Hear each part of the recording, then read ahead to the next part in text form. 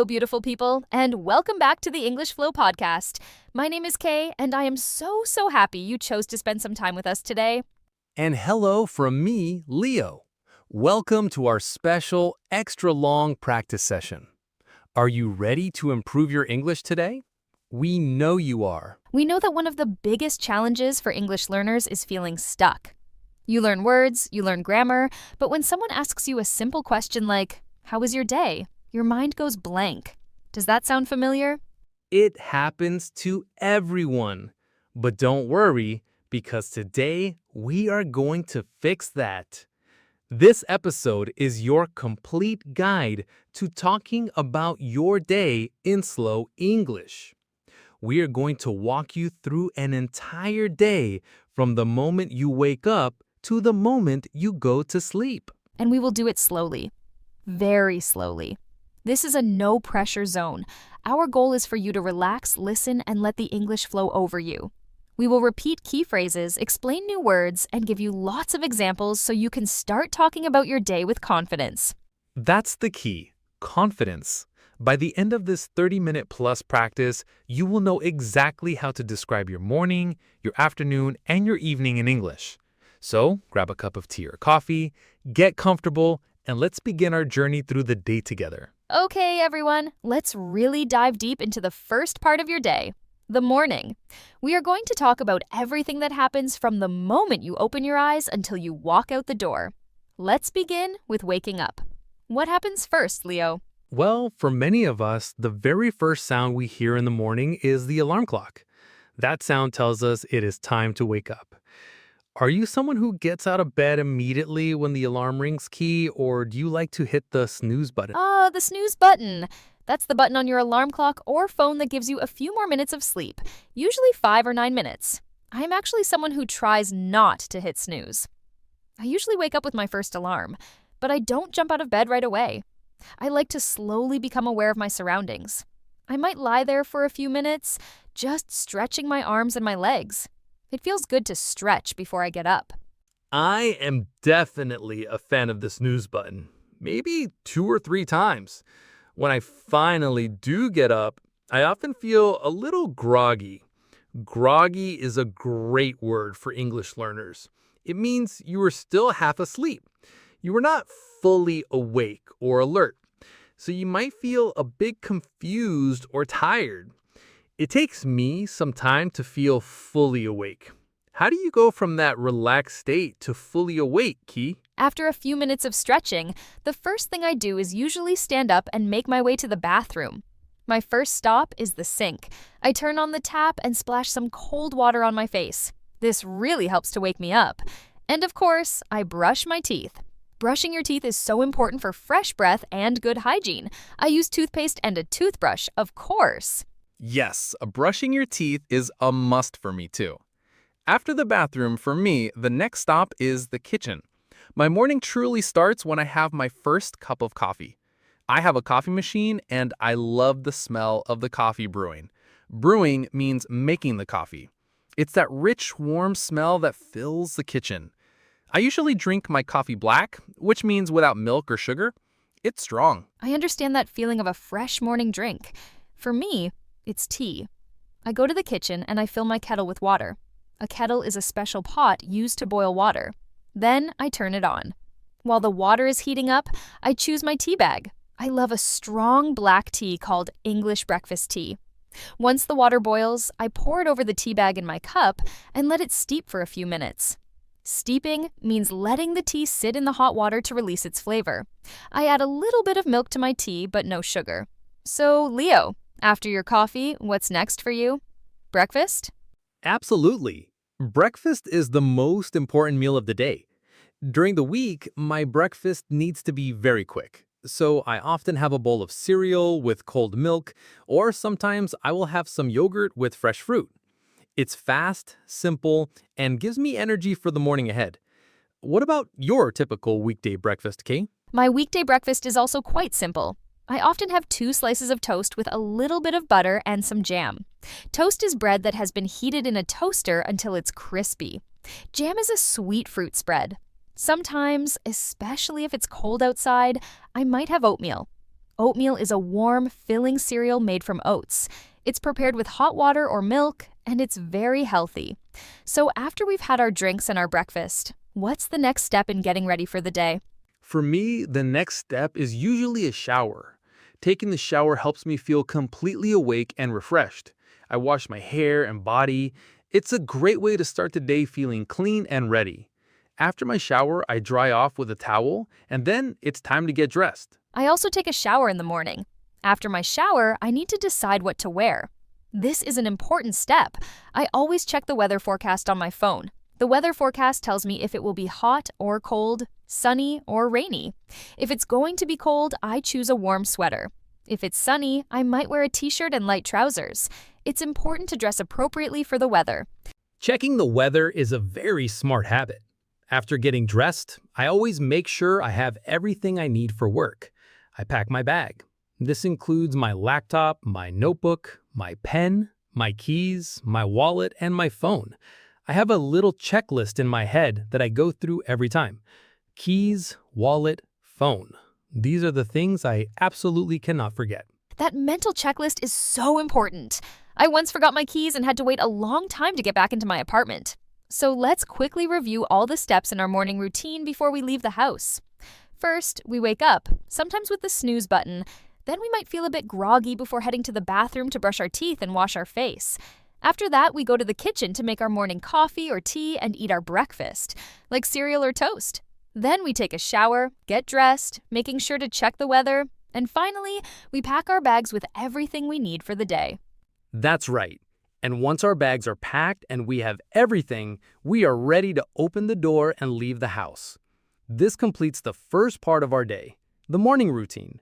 Now we are ready to face the world. Okay, Leo, so we finished our morning routine, and we are now ready to leave the house. What happens next? The next part of the day is often called the commute. That's C-O-M-M-U-T-E. The commute is your journey from home to work or school. It can be short or long.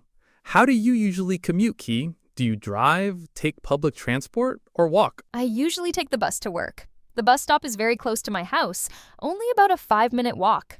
During my commute, I like to listen to podcasts just like this one. It helps the time pass quickly, and I can learn new things or relax before my workday starts. What about your commute, Leo? I take the subway. The subway is also known as the underground or the metro in different cities. My commute is usually about 30 minutes, so it's not too long. On the subway, I often read a book on my phone or I listen to music. Sometimes I just look out the window and watch the city go by. It can be busy, especially during rush hour. Yes, public transport can be very busy. So after our commute, we arrive at our workplaces. What is the very first thing you do when you get to your office, Leo? The first thing I do is say good morning to my colleagues. Colleagues are the people you work with. They're also called workmates. It's polite to greet them. Then I walk to my desk, put my bag down, and turn on my computer. While my computer is starting up, I often get a glass of water to stay hydrated. That sounds like a typical start to the workday. My routine is similar. I say hello to the other teachers when I arrive at school. Then I go to my classroom. I organize my materials for my first class of the day. I also look at my schedule to see what lessons I have planned. It helps me prepare mentally for the day ahead. So we both spend the morning working. We answer emails, we attend meetings, and we focus on our projects. The morning can pass very quickly. Before we know it, it's the middle of the day, and that means it's time for lunch. Lunchtime is a very important break in the workday. Yes, lunchtime is definitely a nice break. I usually pack my own lunch from home. This means I prepare my food at home and bring it with me to work. I often bring a salad or a sandwich. It's usually cheaper and often healthier than buying food every day. Do you pack your lunch too, Leo? I am not as organized as you are, Kei. I usually buy my lunch. There are a few small restaurants and cafes near my office. Sometimes I get a sandwich, and sometimes I get a hot meal like soup or pasta. It's nice to have different options. Where do you usually eat your lunch, Kei? I eat in the staff room at my school. A staff room is a special room for teachers to relax and eat. I like to eat with my colleagues and chat with them. It's a nice social time, and we can talk about things other than work. It helps me relax before the afternoon. What about you? Do you eat at your desk, or do you take a proper break? Sometimes I do eat at my desk if I am very busy, but I try to avoid it. I try to take a real break. Sometimes I will eat with a coworker. We might go to a different cafe or find a quiet spot. Other times I might go to a nearby park and eat my lunch outside if the weather is nice. Eating outside can be very refreshing. Eating outside is a great idea when the weather permits. After lunch, we have the afternoon part of the workday. Sometimes after I eat, I feel a little sleepy. We call this the afternoon slump. It's when your energy goes down after eating. Do you ever get that feeling, Leo? Oh yes, I definitely get the afternoon slump. It usually hits me around 2 p.m. To fight it, I usually stand up and stretch my body, or I go get another glass of water. Sometimes a short walk helps a lot, even just to the bathroom and back. It helps me feel more awake and focused. And then it's back to work until So the afternoon is spent finishing up projects, replying to final emails, and preparing for the next day. It's often when we try to complete the most important tasks before we leave. We work hard, waiting for the workday to finish. Finally, the workday is finished. For me, that's usually around 5 p.m. I pack up my things, say goodbye to everyone, and begin my commute home. The bus ride home in the evening is often more crowded than the morning ride. Many people are leaving work at the same time. Yes, I finish work around 5:30 p.m. The subway is also very crowded in the evening. This busy time is called rush hour. When I get home, the very first thing I do is take off my work shoes and put on comfortable slippers. It's truly the best feeling after a long day. I agree. The first thing I do when I get home is change out of my work clothes and into something very comfortable, like sweatpants and a t-shirt. Then I usually sit on the sofa for about 15 minutes and just relax. I don't check my phone. I just sit quietly and breathe. It helps me transition from work mode to home mode. That is a very healthy habit, Kei. I usually check my phone for any messages I missed during the day. After relaxing a bit, it's time to think about dinner. Do you enjoy cooking, Kei, or do you prefer something else after a long day? I do enjoy cooking when I have time and energy. On a typical weeknight, I cook something simple and quick. For example, I might make some grilled chicken with roasted vegetables, or maybe a big pasta dish. I often cook enough so I have leftovers for lunch the next day. Leftovers mean the food that is left after a meal. That is so smart. Using leftovers for the next day's lunch saves so much time during the busy week. I cook sometimes too, especially on the weekends. But sometimes, if I am very tired after work, I might order food for delivery, maybe a pizza or some Thai food. It's a nice convenience when I don't feel like cooking. Ordering delivery is a nice treat, especially when you're tired. So, after dinner, what do you usually do to relax in the evening? How do you spend your time before bed? My evenings are usually for my hobbies. I like to unwind, which means to relax after a stress, by watching a TV series on a streaming service like Netflix, or I might play video games online with my friends. It's a fun way to socialize and spend time with them without even leaving the house. What about your evening activities, Kai? I also like to watch a good movie or a documentary to relax. Other nights, I spend about an hour practicing a language I am learning. I use apps on my phone, and I try to read articles or watch videos in that language. I also might do some light household chores. Chores are small jobs you have to do around the house, like washing the dishes after dinner or doing a load of laundry. Yes, the chores. They are always there, aren't they? I usually clean the kitchen after dinner so it's nice and clean for the morning. Before I know it, it's getting late and it's time to wind down. Winding down is a great phrase for this part of the evening. It means to start relaxing slowly before you go to sleep. My winding down routine involves making a cup of herbal tea, no caffeine at night, and reading a book. I try to stay off my phone for at least 30 minutes before bed. The blue light from the screen can make it hard to sleep. That's very true about the blue light. My winding down routine is similar. First, I make sure my alarm is set for the next day. Then, I get ready for bed, which means I brush my teeth and wash my face. After that, I get into bed and I usually read for about 15 minutes. It helps my brain switch off from the day's thoughts. Then, it's lights out and time to sleep. So, Leo, We have described a very typical weekday from morning to evening, but our weekends are usually quite different from weekdays, right? Oh, completely different key. For me, the best part of Saturday morning is no alarm clock. I wake up naturally whenever my body wants to. It's usually around 9 a.m., which feels amazing after a week of early mornings. I totally agree. Waking up without an alarm is a luxury, a special treat. Weekend mornings are much slower and more relaxed. I like to make a bigger breakfast. Maybe I'll have pancakes or scrambled eggs. I take my time and enjoy my tea slowly while reading the news or a magazine. Yes, a special weekend breakfast is a tradition for me too. It's a nice way to start the day. Then, what do you usually do with your day? On Saturdays, I often do my errands. Errands are the small, necessary tasks you need to do outside the house. For example, going to the supermarket for grocery shopping or going to the post office to mail a letter.